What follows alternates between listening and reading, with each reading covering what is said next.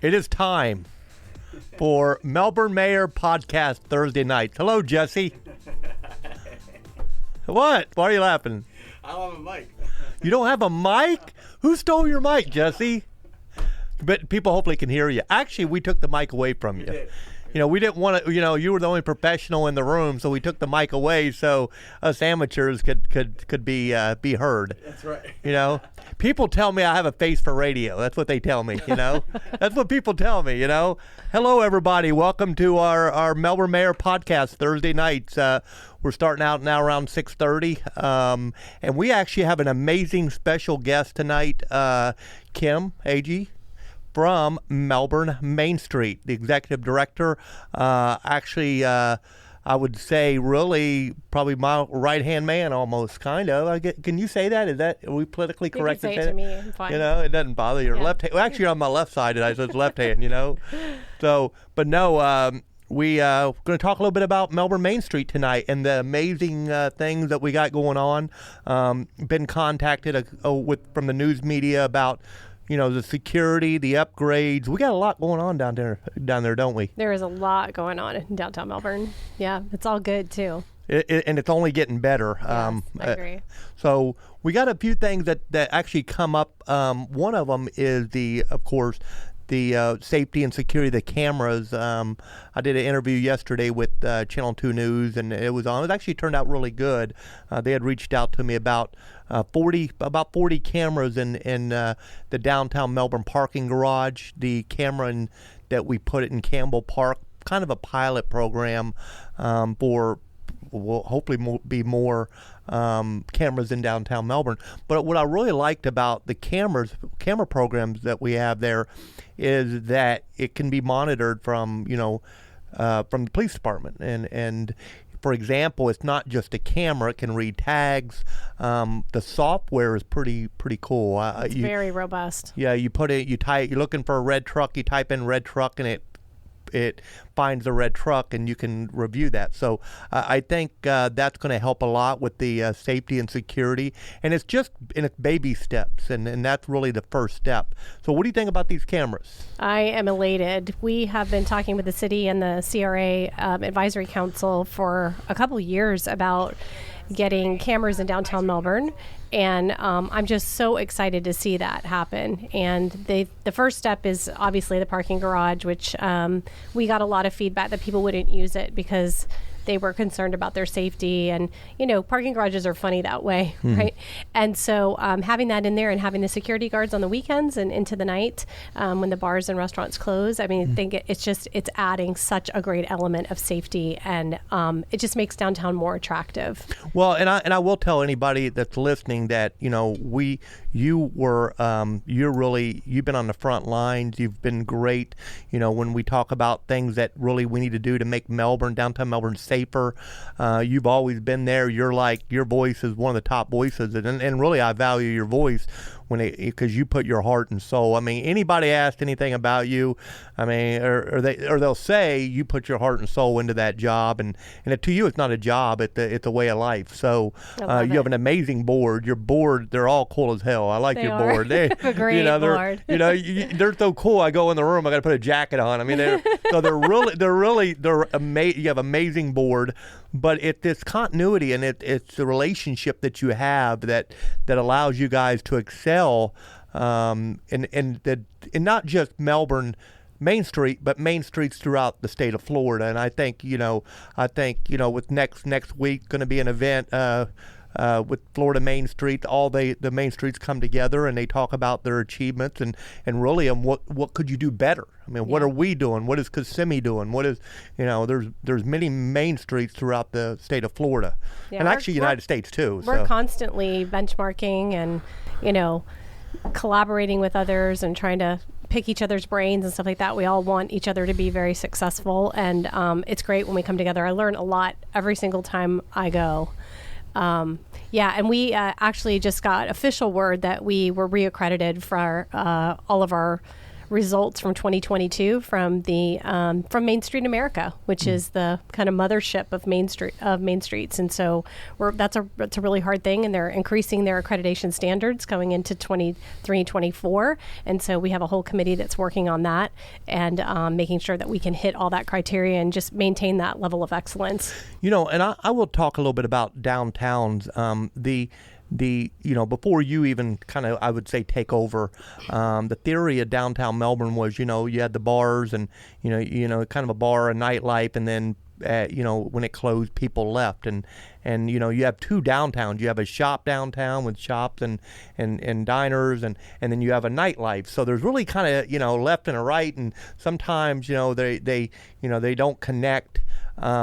And now the new, kind of the new era is having a place where people live and shop and walk. And so, that kind of will lead into some of the changes we're gonna be hopefully making in downtown Melbourne. But that's what you're kind of seeing, because then, economy goes bad. A lot of people don't go downtown, or if you have issues, you have, how many businesses we have down there now? We have about 275 businesses in downtown. That. Yeah. There's a lot of businesses. There's a lot upstairs that people kind of don't see. There's a lot of services, and we have medical, attorneys, all kinds of different services down there, which is great. And great shops. I mean, and you talk about buying local, and you want people to buy local. You have some amazing shops, and so. And this Saturday is our annual sidewalk sale, which is one of our busiest days in downtown. All the stores really pull out all the stops. They've got great deals, and we're expecting some pretty high traffic volume on Saturday. That's great. And maybe we'll talk exciting. About that. Yeah, it's on Saturday. What times?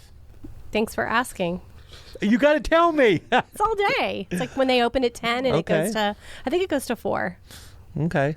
We'll be down there all day. And they have raffle baskets, and they pull stuff out on the sidewalk, and they have sales, and if I didn't say that, somebody on there would say, what time? I know. Hey, I should know that. And what location? Downtown Melbourne, New Haven Avenue. All roads lead to downtown Melbourne, It's awesome. We have over 30 businesses that are participating that have the raffle baskets, and for every $10 that you spend, you get a raffle ticket. Oh, really? And you can put it in any one of the baskets in any one of the stores that are participating. So you don't have to do it in the store where you purchase something. If you saw a basket somewhere else, you can do that, and people go nuts because they put some really good baskets together. Oh, okay. Yeah, it's a pretty cool event. That's a lot of fun. It is a lot of fun. And and people get to see places that they've never seen before. Sometimes they'll go upstairs. We have like Recreations Boutique that's upstairs, and people are like, I didn't even know this was here. But we do a map, and we number them all and tell you who the shops are and stuff like that. And so, lots of cool things going on. Wine tasting, some people are doing. Raintree's doing some wine tasting for one of their brands that they carry. And you'll see all kinds of things happening. And that's the great thing about downtowns, is that it's really a sense of place. It's a place where people can come and just feel comfortable and relaxed and just kind of run into friends and family. And, it's all pretty much local owners that are there and small businesses. And so we love that. And see, I like the raffle baskets. Even I win one, there's nothing in it. I'm still intrigued, because it's look at the basket, you kind of look at it, and it's a cool thing. And I won one a while back, and it was barbecue sauces, and it was oh, check that out. And I don't know, I think that's pretty cool. Yeah, it's neat. And so we have Kathy. Kathy says, I've been telling customers drawing is at 5. Drawing's at 5. 5. That's what Great. It's 5 o'clock. Drawing's at 5. Drawing at 5. Thank you, Kathy. Thank you. I already have people starting to comment, and what we'll do is we'll get some of the questions. We'll try to get as many as we can answer tonight. But let's kind of go into some of the stuff that we got for what you have, the design, about $3 million design. This is transformational. Yeah, and one of the complaints I get here, and sidewalks, maybe cracked, or and really the walkability. I think the city has done an amazing job.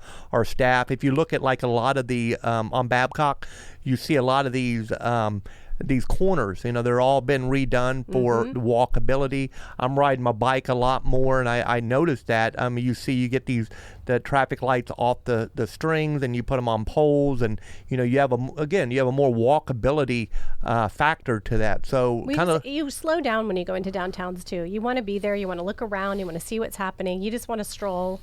that kind of a thing, and you need that the environment to be supportive of that. Yeah. So let's kind of go into that, and we'll talk about that and really look at some of the vision of what we're trying to do. And I really can't say enough about what we're trying to do here. Yeah, this, like I said, is going to transform downtown. It's a streetscaping project, and we've been sort of advocating with this for the staff and you guys and the CRA Advisory Council for about 3 years. Just that downtown is looking very tired, and it needs to be brightened up, and it needs to be a lot more appealing just from a visual and a sensual experience. When you're walking down there, you can your senses need to be plugged in. And so we're about to embark on that. And last night was our first step in doing that. Right. We had workshops all day, and then a public workshop last night, and we made presentations to the consultants in the morning. Our design committee has come up with some really great things, and we shared our vision with them. We've been studying this. We've been benchmarking against other communities across the country, and definitely in the state of Florida, and came up with some of the things that we really want to happen in downtown. So, but right now it's about getting the feedback from the community. There's a website you can go to and enter all of your information about what you want to see. And it's so interesting because there's disparaging opinions, as you can imagine, which I'm sure you see on City Council. Some people want New Haven and the main core up to Waverly from the railroad tracks to be completely closed forever and only be pedestrian. And then about 50% of the other people that were there yesterday said that should never, ever happen. Right. And so it's about balance, and it's about parking, and it's about lighting, and it's about aesthetics. Yeah. And yeah, you're right. And also I look at as two phases. One is the streetscape, but two is the upcoming, and you know quite a bit of this, and I've been put a lot about, is the economic development coming. Yeah. A lot of the, we have to get ready. Yeah, I mean, it's going to be really, downtown Melbourne is going to be a really cool place in about another 2 years. I think it is going to. Completely compared to what it's now. Yes. I'm not saying it's not now. No, I want to make fantastic. That, but it's going to get to the point where it's going to be really transformational. And I think what's most important about what's happening, and I know we're going to delve into some of the projects, but residential density is our number one thing that Melbourne Main Street wants, because when you have people living in your downtown with walkability, so they're already parked. Right? They're already at their place in a parking garage or whatever is adjacent to the facilities, but they're walking and they're demanding services. And, we know we're missing things like a grocery store and, other things like that. And you're going to see all of that stuff come to fruition when these residential projects start to come out of the ground. And they're pretty nice residential projects. They're very nice. And I do have some people that kind of complain, well, what about affordable housing? I will tell you this, there is affordable housing popping up here and there. Yep. But really housing. It's also about the market. It's all about supply and demand. I mean, if the way you're going to get prices down is if you have a kind of an influx of apartments. Competitive, I mean that's the. Well, and we also know that Melbourne is number one in terms of employment, especially with all the high tech that we have. You've got the airport that has 25,000 people that are the census is on a daily basis coming to work, but they're number one in employment, number 10 in housing for those people. And so we know they want to live close to work. Like, who doesn't want a short commute, right? And what a better place to live for these high-tech workers and all the people that are supporting in the medical and all that is to live in a downtown where they can just park the car and get out and walk. A lot of people are using their co-working spaces in these type of facilities, and sometimes they're working hybrid. They go in 2 days a week and they're at home 3 days a week, and they want amenities and they want beautiful surroundings and they want to run out for a coffee or whatever they want to do. Well, that's interesting you say that. I just received a letter from Radio. Radio's located there on Babcock. Yeah. But they're actually shutting down there. Really? Because most of the employees, they're all hybrid now. They all work from home. Yeah, that's happening. And they're working from home. They like working from home. It saves the company money because, you're not trucking everybody in. And really, it's kind of, that's their new business model. Yeah. So that space, that workspace that you're talking about, people are taking advantage of that. They are. I mean, to me, it's almost similar like the big malls. The big malls have kind of gone away. Yeah. And I think we're kind of getting back to more, custom mom and pop, and the delivery. And we hope so. Yeah. Oh, we are. Oh, we Yeah. are. Yeah. I mean, you can see it besides Melbourne Square, many of the malls around the country. I know, I've heard, and I can't go into this, the Melbourne Square Mall is working on selling right now. Really? And, I've been advised that I can't They've go been further. sold a lot over the Yeah, years. but I think right now, and it's not because it's doing bad, it's actually doing very well. That's why they're looking to sell it, because right. Melbourne, well, they know Melbourne. Yeah, and it's booming. It is. I mean, go around the Melbourne Square Mall, all the businesses around there, it's busy. Yeah, it's really busy in that corridor. Yeah, so let's look at some of this design. Kind of take us into the design and really what you think and what If we can go to the next slide, we have a design committee. It's one of the 4 pillars that we work on for all of Main Streets. One is design, one is promotion, one is economic vitality, and the other one is organization. Yep. And this is coming straight out of our design committee. We have 2 incredible people that are leading this effort. Marty Watts from BRPH. She's a landscape architect by trade. Mm-hmm. And then Erin Trauger from Trauger Engineering. She's a civil engineer, and they're the ones that have kind of put this together, done a lot of research. And so I appreciate their extra support and their service on our board because they've worked really hard. But, we're trying to reimagine downtown. We've been talking about reimagining downtown for 2 years now, mm-hmm. and you're starting to see some of what we believe that should happen. We want beautiful aesthetics. We want designs for events, super wide sidewalks.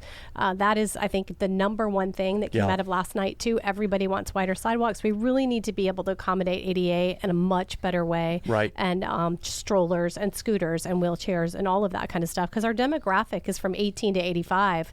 And so we do have an older demographic that comes down, and we want to make sure that they feel safe and that they can have mobility and be able to get into all the shops that they want. We all also want lots of public art and more aesthetics and some really creative things. I kind of laugh when I see the public art, because one of the reasons I ran for council in 2016, and actually I started running in 15, that Melbourne really didn't have murals or art. They weren't really allowed. Yeah, we have a lot of murals. I remember that because I remember the first right down the road from my office, Chesquans, when they got hammered. They did, and I would say they didn't get a permit. They didn't get a permit, and they put it on the wall, and they had a nice mural, and they did. And that was cool. And so that was before really. Yeah.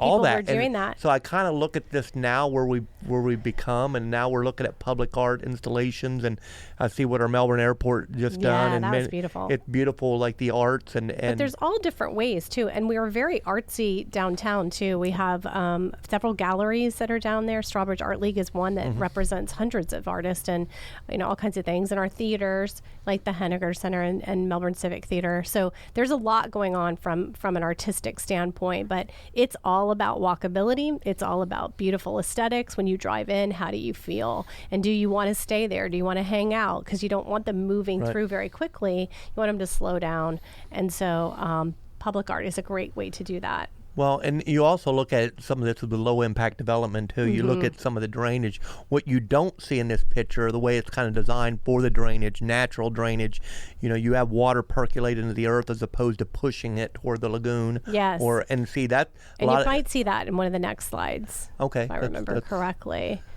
Well, these are baseline priorities. So aesthetic designs, connecting, one of our big pushes is to connect to the waterfront. We are one block off because that's the way they built it in the early 1800s, right? That's how they built it. They built it high and dry. But we're one block off from Melbourne Avenue and our waterfront, which is such an incredible asset that is underutilized and underappreciated because we're just not really connecting. So we need connecting points. So we have visions like archways and pathways that kind of are lit and drive people into those areas so they can just hang out and watch the manatees or the kayaks or the little sailboats or the marina, those kinds of things, and really connect with nature. That doesn't even look like... That's crazy. I know. It's beautiful. Well, this is not downtown. These are I know, but these are benchmarks. But you just don't. You can't. It's hard to imagine us transforming. It's going into to that. be very different, I think. Then what's the next one? What's the next one? This is not downtown. These are benchmarks. I know, but you just don't. You can't. I hard to imagine us transforming. It's going to be very different, I think. And then what's the next one?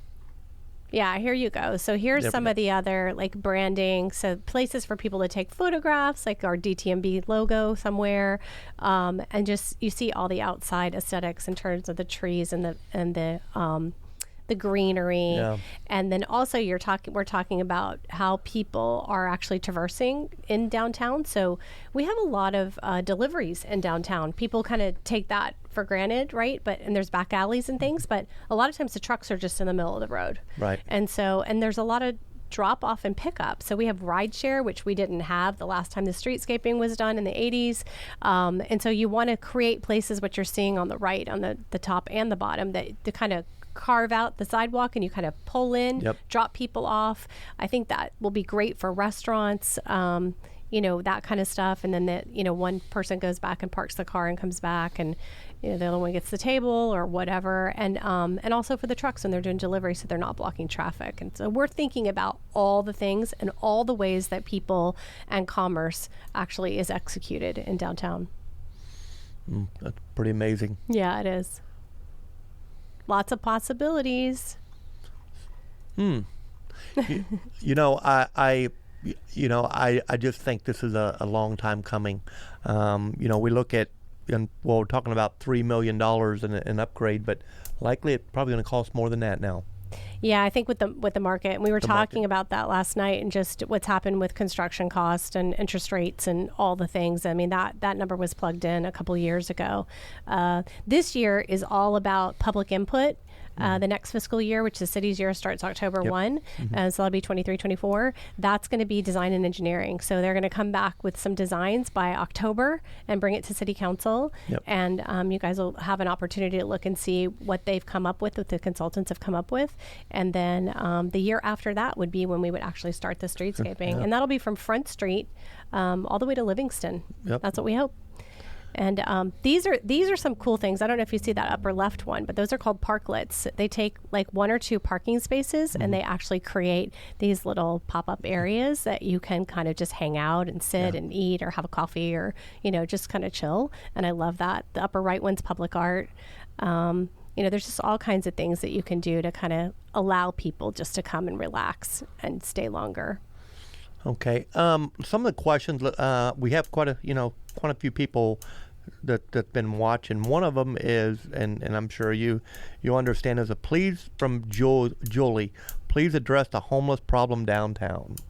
We've been working on that since the day we met. Yeah, from the day we met, and actually we've been making a lot of progress lately. If you go around the Daily Bread, a lot of that's cleaned up. Actually, after a council meeting, I went by there probably about 9 o'clock the other night, and it was we've seen a real decrease with their change in their policies and the way that they're approaching. But I think the most interesting thing about the homeless population is that I think in any downtown that you go to, whether it's New York City or Seattle or downtown Melbourne or Cocoa or wherever, you're going to find homeless people. They're part of the fabric of America anymore in the whole world, and we can't completely ignore them, and they deserve a place where they can get the services that they need and the help that they need. They come to downtowns because there's commerce, and they come to downtown because people are giving them money.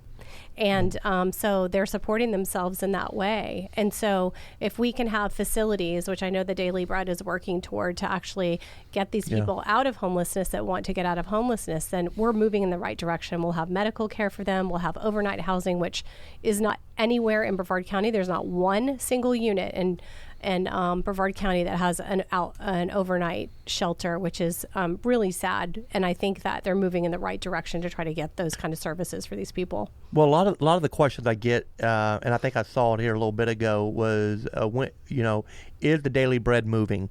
The answer to that is they are not moving. They're no longer going to exist. Right. They are going to be a new entity, not in the same location. Right. They're going to be a point where they're going to focus on helping people get back on their feet. The the real mission. affordable housing, more of a mission, and really kind of tailor themselves more like the CETA mission as well, where there's going to be structure. Accountability. And if people don't like what I have to say, I'm sorry, but there has to be accountability. Yeah. You just can't hand somebody something and say, oh, we're going to take care of you. Yeah. I mean, you can help them help themselves, but at the end of the day, there's bills to be paid. Somebody's got to keep the lights on. And I think also moving away from their the soup kitchen model, which they were really getting into, and really serving the people that want to be helped instead of transient people that were coming through and really taking advantage of the services. And it's funny you say that, because when I spoke to Jeff and I said, look, I'm no more of this. I mean, the fact that a lot of people are just taking advantage of the services.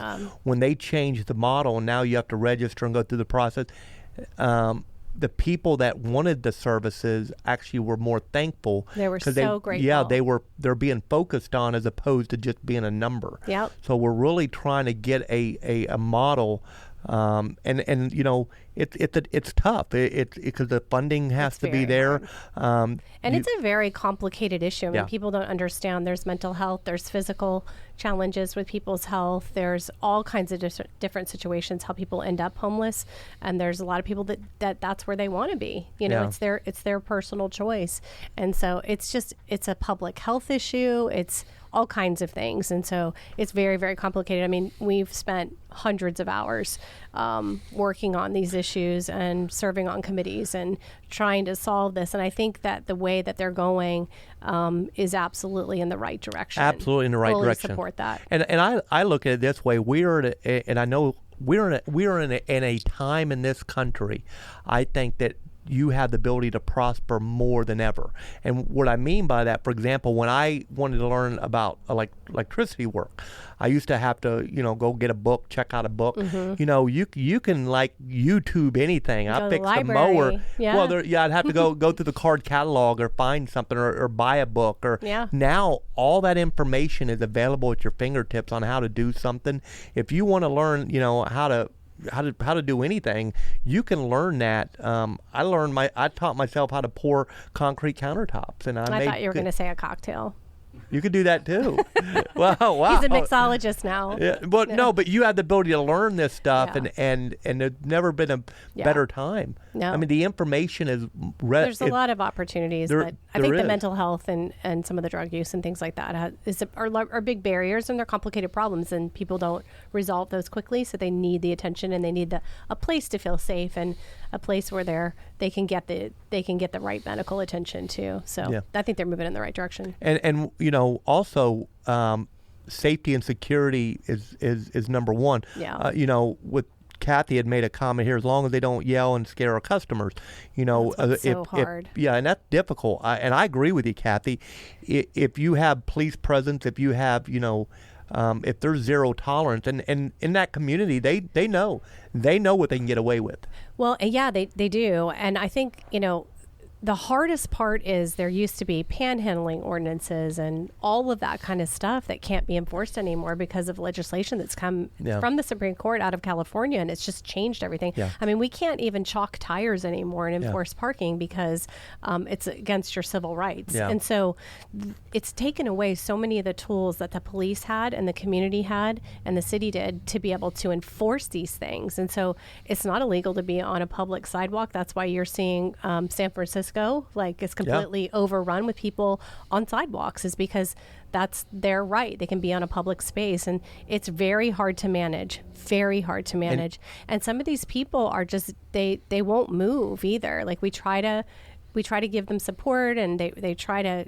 The police has a CRT group that goes and meets with them, and they won't do what they need to do to move on. And so those are very challenging situations, because nobody wants to be screamed at when they're in a beautiful downtown and that kind of stuff. And so I don't know what the absolute solution is, but I know that every day we're making a little bit of progress. Well, and I'm from kind of the old school that you have to have a strong law enforcement presence, and agree. A lot of the people, it's not mental health, in my opinion. A lot of it's, they know what they can get away with because anytime, when I was a law enforcement officer, I pull up, people would like scoot.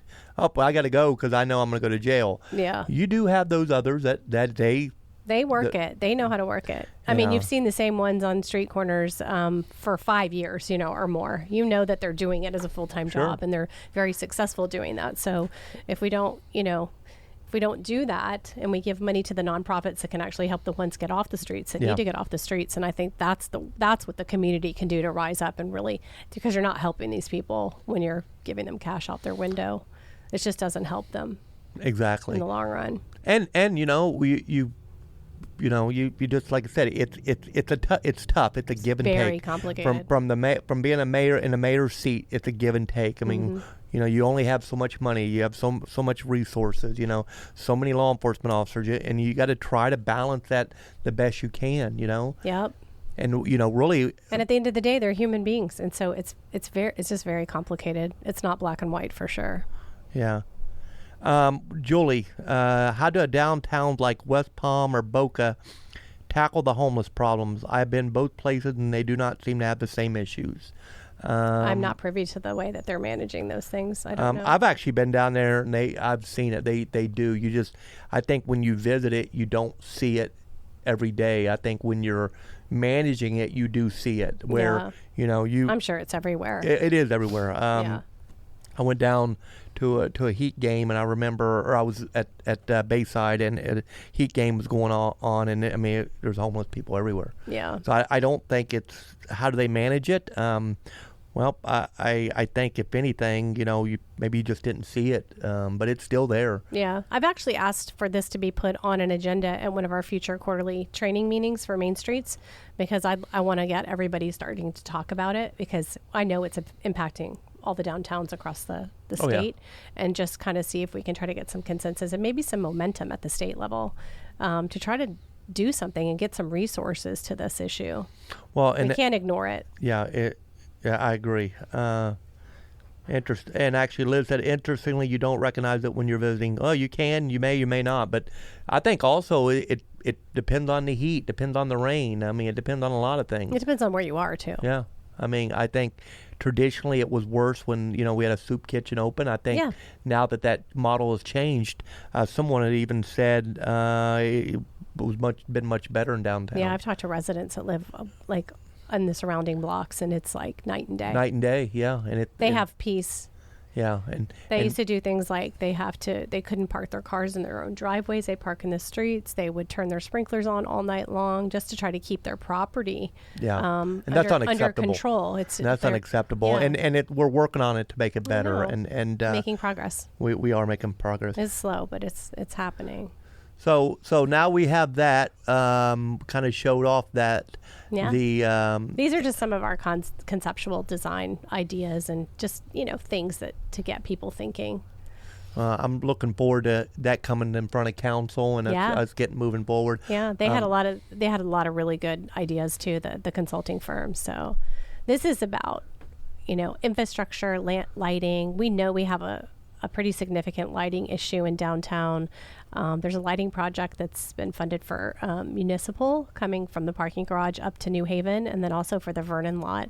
And so I'm hoping those will happen this fiscal year and get done before the end of September. That would be tremendous, because it really is the number one thing that we hear about people that impacts their safety. So there's all different kinds of ways to do that. I kind of love this upper right one, the benches there. They don't have backs. It makes people move along a little bit and not sleep on them, things like that. And they just kind of, the aesthetic, they kind of just, blend in with, they're earthy and they look a little prettier. Well, and it's also designed, because I remember a few years ago talking to a friend of mine that does benches. He actually builds them. Oh, yeah. They changed them. They used to have backs, and they took the backs off, and they put a middle section. Yep, we've done all the backs don't come off, but we've put the arms in the middle so they can't lay on them. You can't lay on them. You can't lay on. But so there's definitely you see it evolving. Yes. You see everything evolving and then getting into low impact design, and I'm really again looking forward. And stormwater management. We have a pretty significant stormwater issue downtown, especially on Municipal and right on New Haven between Municipal and Vernon. There's a lot, and there's a pilot program that the city's working on right now. They got a grant from the University of Florida, I believe, and they're going to be doing some modifications to those intersections and trying to use these special boxes that are meant to help all that runoff not go into the lagoon and filter it before it actually funnels down. And I think the landscaping will get a little better in that stuff. So I'm hoping that project kicks off pretty soon, because the standing water is, and the clogged drains are really an issue. I kind of brag when I go to other events and there's other mayors for the county. If you go to the Brevard County Indian River Lagoon site, you can see all the Indian River Lagoon related projects going on, and they have like a little box, and you'll see little boxes. And Melbourne's like one big box. We have so all many the baffle boxes and all the stuff you've not done. just that baffle boxes, but everything where whether. I mean, there's got to be dozens of projects going on, some small, some bigger, but you'll see like quite a few in Titusville. You'll see some in Merritt Island, and then just one big box. There's so many boxes in Melbourne, I love and it. It's pretty cool because we are really cranking on that. Got a great team in the city that is really moving that stuff forward. It's and exciting. working on with their state partners, getting matching grants. We have another baffle box getting ready to get started. I saw that. But we got federal, state dollars, so we're really pulling all this together, and really we can't get them done fast enough. I know. It's a lot to do. Yeah. Well, I definitely, I definitely think that a lot of this stuff is lagoon related, and they got to match some of the funds for the lagoon for right? Don't you think? Yeah, you should go after that. That's a great I'll idea. try. Yeah. I probably won't be successful, but I'll try. You guys can laugh at my failure. That's okay. That's all good. Yeah. Well, I'm looking, look, I just want to say this, Kim, you have done such an amazing job. I will say that you and your staff, and it's really, you guys, it's mostly volunteer work. And a lot of people don't realize, the funding that you guys get, you guys haven't had funding and funding increase in what, 5-6 years it's been at least? I think it's been way longer than that. Oh, don't tell me that. Been that long? It's okay. Okay, but you're doing.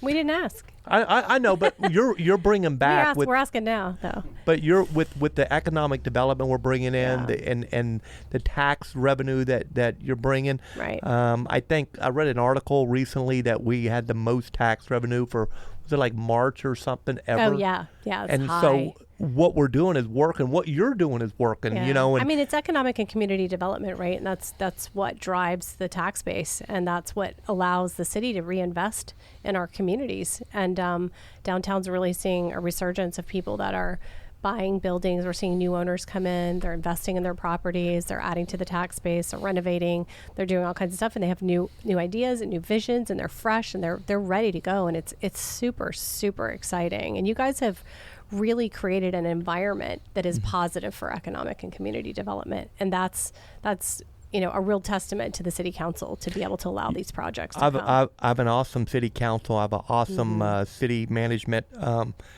Everybody is top notch. Where I also see serving on the airport board, I see all the high tech jobs coming in. I see Project Vista. They're actually starting the campus, and I think what is it? It's the jobs, 300 jobs. I think it was for 80,000 a year average. Yeah. Just an average. It's a lot of discretionary income that comes from those high-tech jobs. They're really, those manufacturing and high-tech jobs are what drive the economy, because they have the extra money to spend, and they go out more, and they, do all the things. And so it's great. Well, and I look at it this way too, being a father. I look at my daughters and I go, look, you have the ability to, I have one that's going through the aviation program at O'Galley. You have the ability to come out and get a high-tech job, something that I didn't have the opportunity. Options too. Yeah, she'll have options. There won't be one. There'll be like 5 that you can pick from, which is phenomenal. You couldn't say that a decade ago. Yeah, no, you couldn't say, and that's at least giving them the ability to succeed. Their pass or fail will be on them, not on the fact that we did something or there wasn't jobs available. Yeah, we're creating the environment for them to be. Very successful. And I tell a lot of people, my father worked for GDC back in the late 70s or into 80 before they were laid off, and GDC out in Palm Bay folded, and Palm Bay is still seeing, they're still paying for the GDC mess. Oh, yeah. 40 years later, they're with the roads. I mean, the road bond that they had to do, and you can, to me, is it controversial? Not really. I mean, you got that's a tough decision, and they made that decision, and I think it, is it the right decision? Probably so. Yeah, because how else do you recover from that? Right, it's gone on a long time. Well, as long as they get the right development there. Right. I mean, you gotta have the right development. A lot of people say, "Why are you getting commercial development?" There's a reason for that. Let's talk about all the development that's coming to downtown. Do you want to? I'd love to. Let's start. You want to start? Sure. Which one's first? Well, I think, I talked earlier about the residential density and that's what really drives the economy in a downtown. And, we've identified 4 projects that'll bring probably 1,200 residential units to downtown in the next 2 to 3 years. And that is massively transformational. So doing this streetscaping project and bracing Phase for 1. that is, and getting that ready for all of that is going to be really critical. Hold on, stop for a second. I have to drink my coffee on this mug, this nice downtown Melbourne historic mug. Hold on, let me try it. The coffee actually tastes better out of this mug. Of course it does. It's sweeter. There you go, Brandy. There it is. There we go. Go ahead. I'm sorry for cutting you off. No, it's okay. I mean, the first one I think I suspect will come out of the ground first, but you never know. These projects change all the time. Is the North American Properties. Yeah.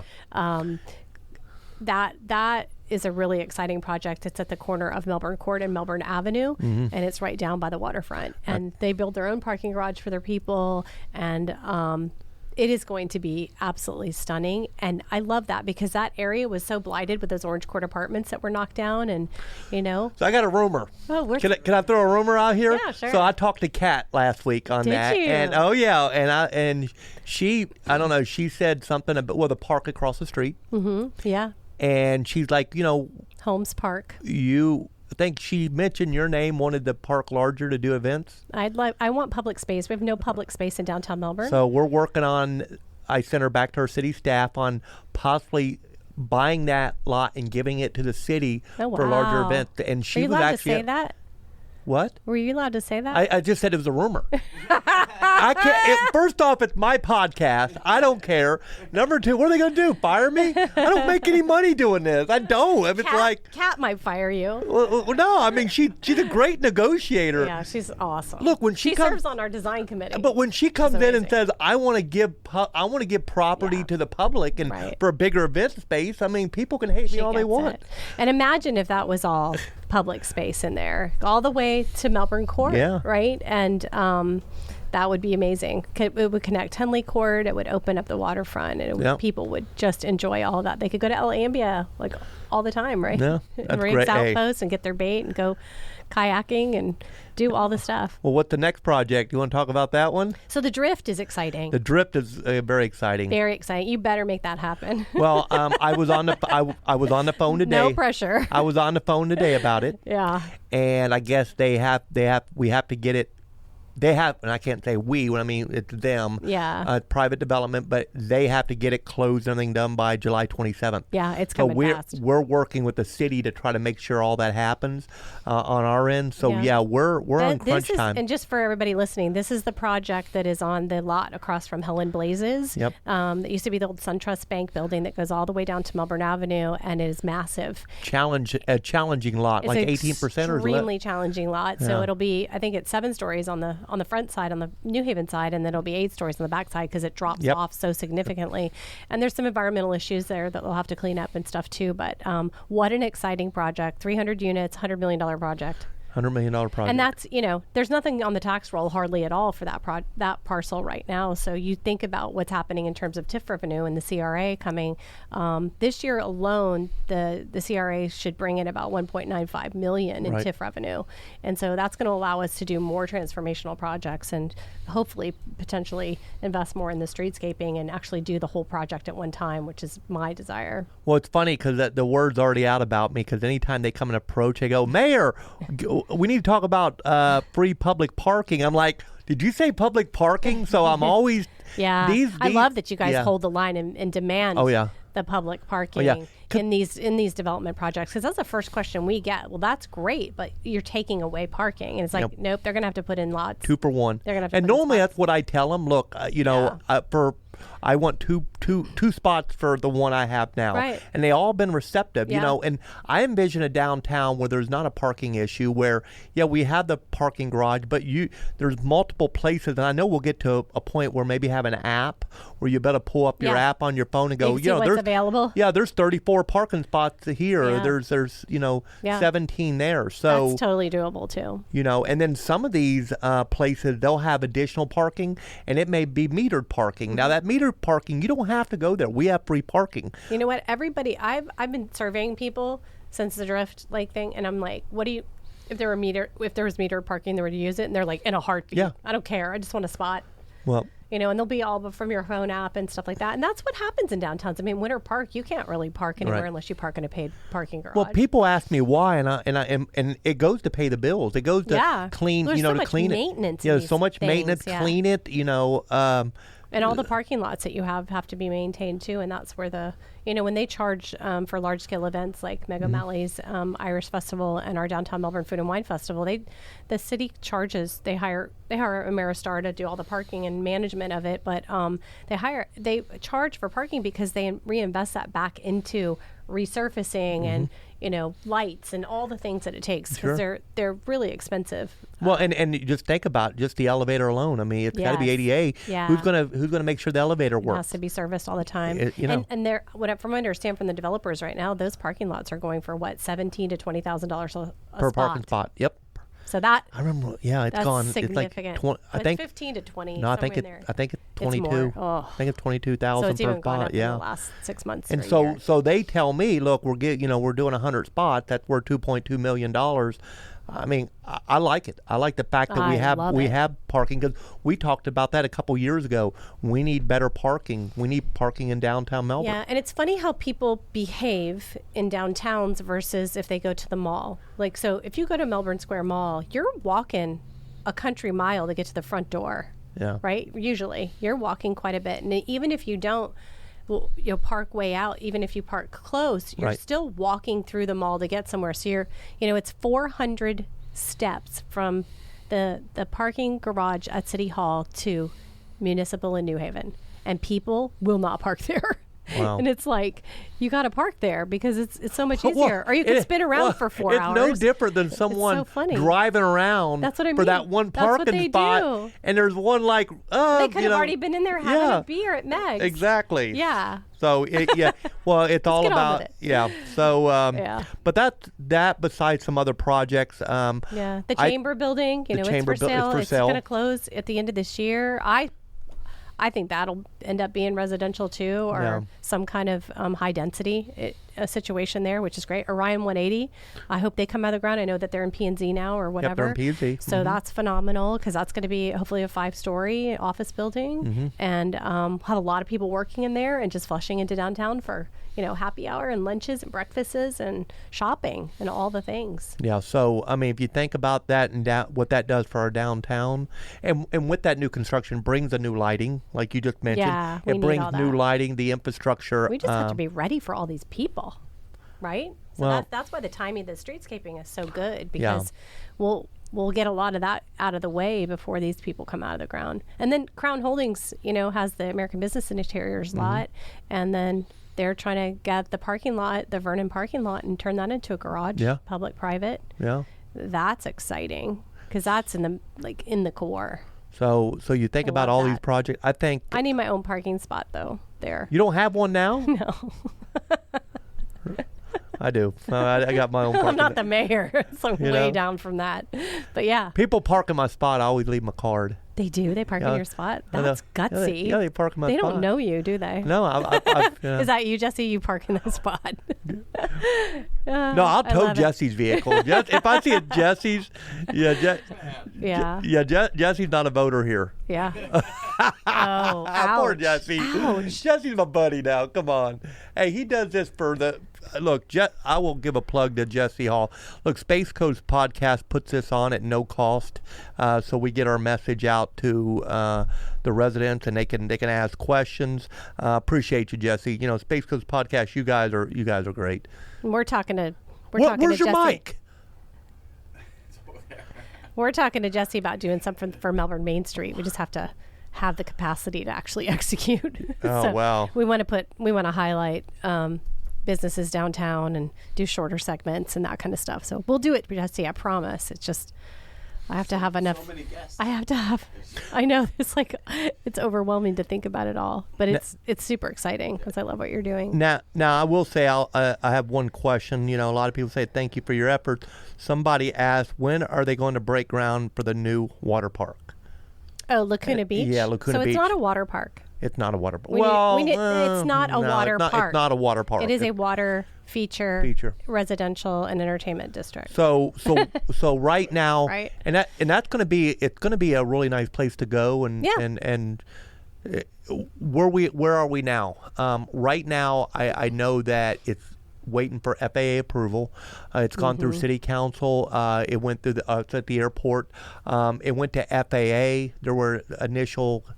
I don't know if I want to say issues, but with some of the residential, they had to redesign a few things. They had to move some things around. Yeah, they moved it around, but that's coming back. Now, I know that like some people they don't like this project. Number one, it's a private project. Number two, I think it's a great project. Well, it's cleaning up a really dirty dumping site. I'm from Melbourne. I've been here all my life, and it's actually an old dumping area that they're going to go in and clean it out. So if you have a problem with, non-tax dollars cleaning up our environment and cleaning up an old city landfill that's likely seeping into the ground. Oh, certainly. Then so be it. But I like the project.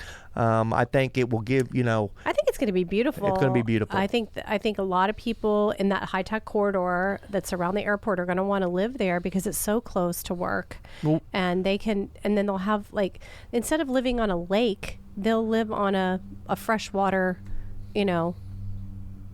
pond or whatever, pool or whatever you want to call it. Yeah, and the design, it's got a liner and it's like a beach. It cleans itself. It's always the same water and the rainwater, and it all gets cleaned. And there's some technical term that I'm totally not. Well, some people I think I got an angry emoji. Oh. That's fine. The best thing, you don't have to go.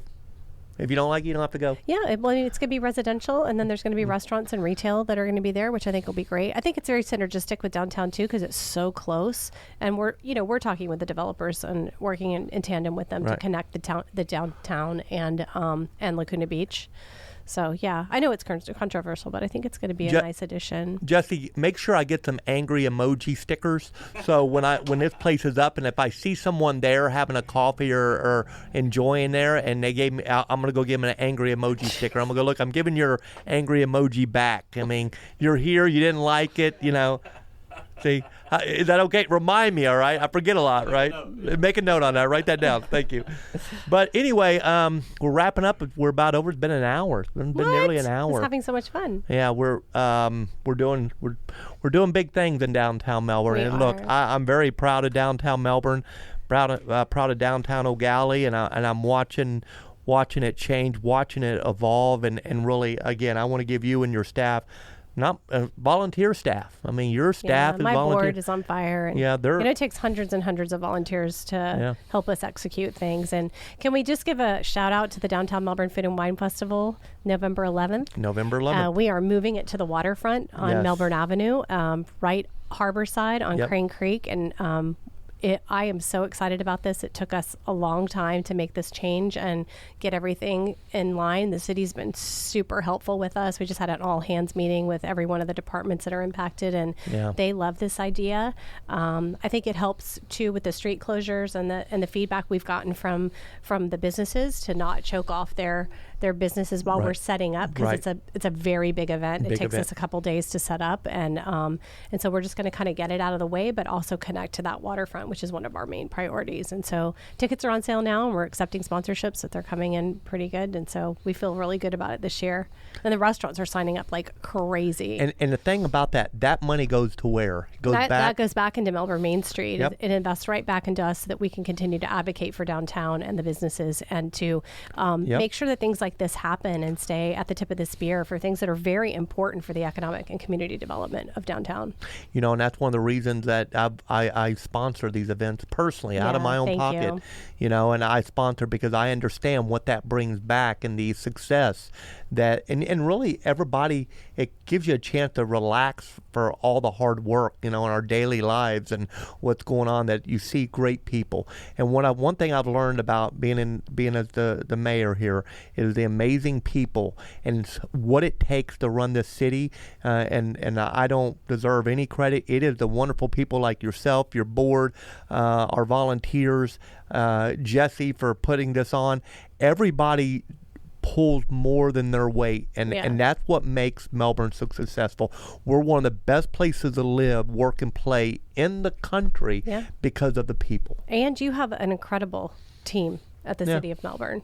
And they work through things, and they're good with the community, and you know, we love working with them too. And the key is when you go in and meet with people, like when I meet with you, I pick your brain. I aggravate you. I know I do, but you know, you have to take. Never. Well, I do, but no, you have to. You have to let people do their jobs. You have to give them. You got to inspire them and say, what can we do better? What can I do better? Yeah. You know, and the fact is when you know the mayor election comes back up, my number one thing, you know, I want to know what I can do better. Yeah. Or what can we all do better to be successful, because you know at the end of the day, you know, when I step out of this mayor seat, you know, I want to look back and say, look, we made some great decisions. We really transformed Melbourne, downtown Melbourne. We cleaned up Melbourne. You know, our policies now, I could go through all our policies on how we're changing on our zombie houses, everything. You know, we're really turning our city. We're trying to clean our city up, and you know, we voted on Tuesday night on you know, street sweepers, and we want to make sure our streets are swept, so that's awesome, because it rains every night, and where does that debris go? Exactly, into the lagoon. So we're really working hard to try to get you know, Melbourne to get it cleaner. Well, we appreciate what you're all doing. It's incredible. We're making great strides forward. So all right, well, thanks for having me. No, thank you, Kim, and look. It's success. It's all about successes. Yep, we're making it happen. It takes a village, doesn't it? And Jesse, thank you. Mikeless Jesse. Mikeless Jesse, you know. I need you to get your mic back, bro. Yeah, what happened? Right. What'd you do with your mic, you know? He's out tonight. He's not having it. You know? You know, all right. Well, thank you, everybody, for joining us. And actually, next Thursday will be the Florida Main Street. And so we'll be in Ocala, right? Yeah. Okay. Be in Ocala. All right. Well, thank you, everyone. More to come on that. Huh? More to come on that for sure. Well, thank you, everyone, for joining us, and have a great evening. And guess what? Tomorrow's Friday. Yeah, all right. Yay. All right. Have a good night, everybody.